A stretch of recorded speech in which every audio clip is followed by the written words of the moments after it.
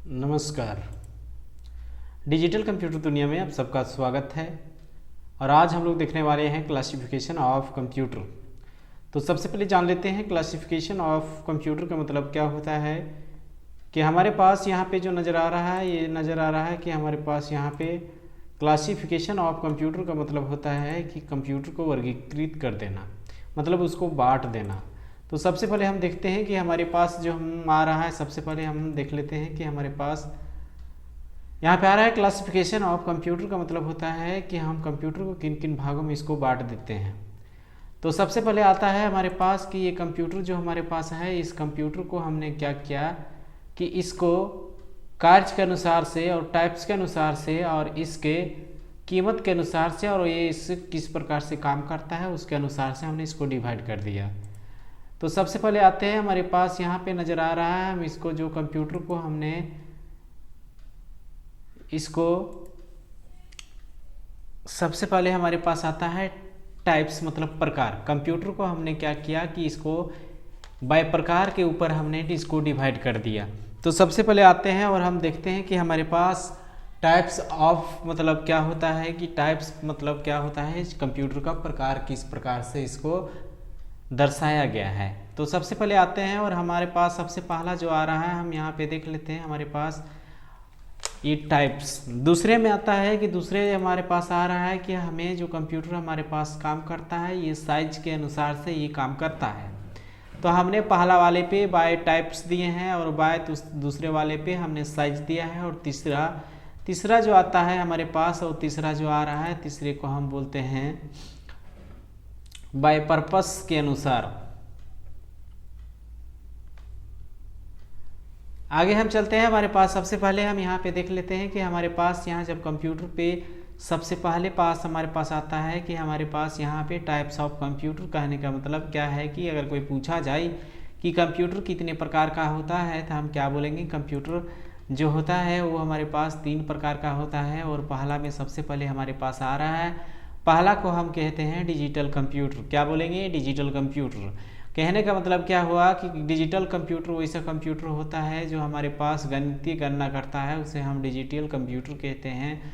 ठीक है, जितना भी हम लोग उपयोग करते हैं अभी हमारे पास, उसको हम बोलते हैं डिजिटल कंप्यूटर। नेक्स्ट जो आता है, नेक्स्ट हमारे पास आ रहा है, नेक्स्ट को हम क्या कहते हैं कि हमारे पास नेक्स्ट वाले हमारे पास जो आता है उसे हम कहते हैं एनालॉग कंप्यूटर।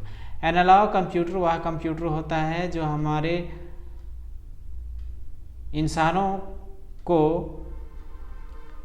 चेक करने की, जैसे सपोज कीजिए कि हम जाते हैं कहीं पे, अगर हम जाते हैं बीमार हो गए तो हमको चेक करने के लिए क्या होता है कि वहाँ पे चाहे हमारा हड्डी टूट गया तो उसको स्कैन करने के लिए हम कहाँ जाते हैं, एक्सरे कराने के लिए हम जाते हैं। या तो फिर हमारे पास बड़े बड़े हॉस्पिटल में क्या होता है कि उसको जैसे हर मरीज को क्या किया जाता है, ऑक्सीजन लगाया जाता है, तो कंप्यूटर पे ग्रीन टाइप्स में उसका लाइनिंग चलता है, मतलब वो एनालॉग कंप्यूटर का उपयोग हो रहा है।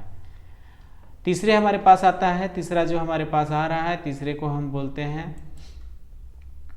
Hybrid computer. हाइब्रिड कंप्यूटर वह कंप्यूटर होता है जो एनालॉग और डिजिटल दोनों कंप्यूटर को मिला दिया जाता है, उसे हम बोलते हैं हाइब्रिड कंप्यूटर।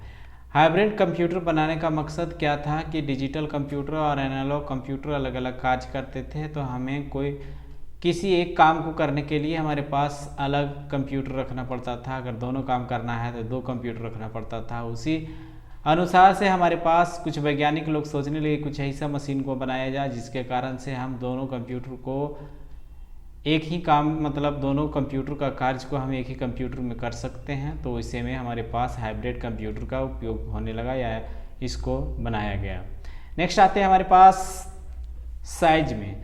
तो सबसे पहले हम आते हैं हमारे पास साइज जो काम करता है, ये हम सबसे पहले देख लेते हैं। हमारे पास साइज जो काम कर रहा है, सबसे पहला जो आता है वो हमारे पास आ रहा है जिसको हम कहते हैं सुपर कंप्यूटर। ये सुपर कंप्यूटर सबसे ऊपर होता है, जिसके कारण से ये बहुत बड़ा कंप्यूटर होता है, जिसके कारण से बहुत वैज्ञानिक लोग इसका रिसर्च करने के लिए उपयोग करते हैं। ये बहुत बड़ा होता है यार सुपर कंप्यूटर। आज हम लोग कंप्यूटर जिसका उपयोग करते हैं, जिसको हम माइक्रो कंप्यूटर कहते हैं, ये 40,000 माइक्रो कंप्यूटर की कैपेसिटी एक सुपर कंप्यूटर में होती है। अगर कोई पूछा जाए कि सुपर कंप्यूटर में कैपेसिटी कितनी होती है, तो हम लोग जो चलाते हैं माइक्रो कंप्यूटर, वो 40,000 माइक्रो कंप्यूटर की कैपेसिटी एक सुपर कंप्यूटर में होती है। दूसरे पे आता है जिसको हम कहते हैं, हमारे पास आ रहा है जिसको हम मेन फ्रेम कंप्यूटर कहते हैं। तो हमारे पास मेन फ्रेम जो कंप्यूटर होता है ये बड़े बड़े संस्था कंपनियां में उपयोग होती है। जैसे मौसम विभाग हो, मौसम विभाग में कैसे कल क्या होने वाला है, ये सारा चीज़ का उपयोग हम वेदर फोरकास्टिंग के लिए उपयोग करते हैं। मतलब क्या है, कल पानी आने वाला है या फिर तूफान आने वाला है, ये सारा उपयोग इसमें करते हैं। तीसरे जो आता है, तीसरे हमारे पास आ रहा है जिसको हम कहते हैं, हमारे पास तीसरा जो आ रहा है जिसको हम बोलते हैं मिनी कंप्यूटर। ये मिनी कंप्यूटर हमारा एक मेन फ्रेम कंप्यूटर से छोटी होती है और ये हमारे पास बड़े बड़े कंप्यूटर जैसे रेलवे स्टेशन वगैरह पे काम होती है, उसे हमको कहते हैं मिनी कंप्यूटर। नेक्स्ट आता है चौथे नंबर पे। चौथा नंबर जो होता है जिसको हम बोलते हैं माइक्रो कंप्यूटर। माइक्रो कंप्यूटर जो होता है सबसे छोटा कंप्यूटर होता है और छोटा होने के कारण ये हमारे पास जितना भी हम लोग उपयोग करते हैं, जैसे बैंक हो गया या फिर रेलवे, ये हमारे पास कोई दुकान हो गया जहाँ पे बिलिंग होता है, वो सारा चीज़ उपयोग करते हैं, हम काम करते हैं, उसको हम बोलते हैं माइक्रो कंप्यूटर। अब यहाँ पे हमारे पास ये जो नज़र आ रहा है, नेक्स्ट हमारे पास आता है कि हम पर्पस के अनुसार क्या काम करेंगे। इसमें हम काम करेंगे कि हमारे पास जो कंप्यूटर होता है वो किस आधार पे हमारा काम करता है।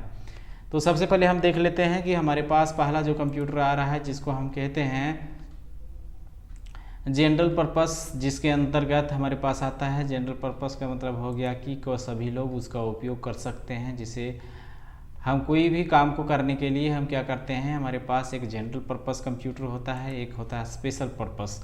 जैसे सपोज़ कीजिए कि हमारे पास यहाँ पे कोई काम स्पेशल करना है, उसके लिए स्पेशल कंप्यूटर का उपयोग किया जाता है।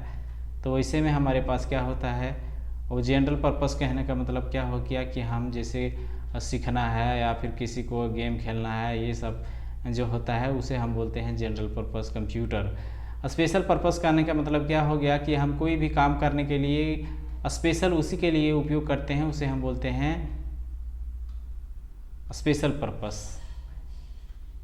जैसे वीडियो एडिटिंग करना है, उसके लिए हम क्या करते हैं, कंप्यूटर पे सॉफ्टवेयर बनाते हैं, तो उसके लिए उपयोग करते हैं।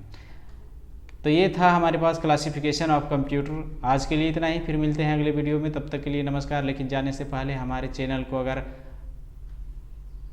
चैनल को सब्सक्राइब नहीं किए हैं तो सब्सक्राइब कर दें, और वीडियो आपको कैसा लगा ये हमें कमेंट सेक्शन में बताइए। और जाने से पहले हम यही कहना चाहता हूँ कि हमारे वीडियो को ज़्यादा से ज़्यादा शेयर करें ताकि अगला स्टूडेंट तक पहुँच पाए। आज के लिए इतना ही, फिर मिलते हैं अगले वीडियो में, तब तक के लिए नमस्कार।